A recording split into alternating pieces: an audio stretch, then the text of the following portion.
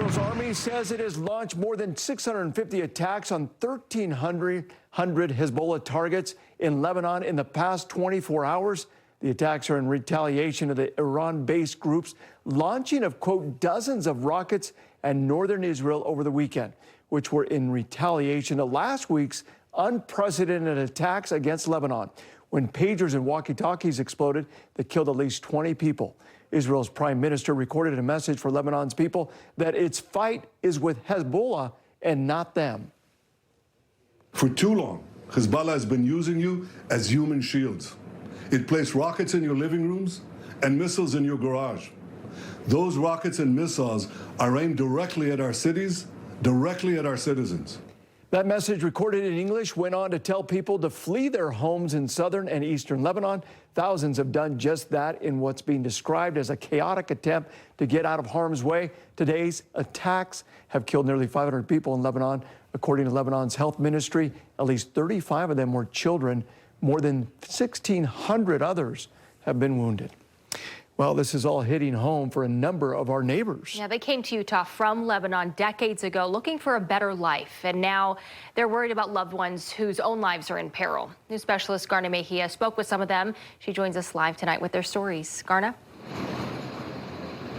Yeah, Ashley, we stopped by the Beirut Cafe. It's owned by a Lebanese family. They're a staple in our community, but tonight their thoughts are focused on home and the dangers that their loved ones face. Hey, how are you? Good, you? The moment you step into the Beirut Cafe. And we put rice and we put the meat on top. You're transported to Fatima Soidan's home in southern Lebanon. For here, Mom. But today, as customers enjoy these family recipes, sure.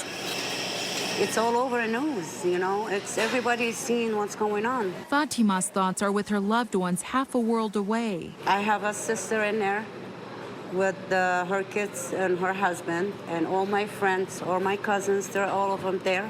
Everybody's there. So they're separated right now. They don't know where to go. They're just trying to hide themselves, try to save themselves. Today, the Israeli military launched another attack in their conflict against Hezbollah. Israeli airstrikes killed about 500 people, including women and children, leaving more than 1,600 wounded. I just heard, like right now, it's one of our cousins, 25% that died. It's just one bomb. It come up, all of them. They killed them all. One of them was pregnant, a lady. She's a kid. She's 20 years old. Not everybody in Lebanon from Hezbollah.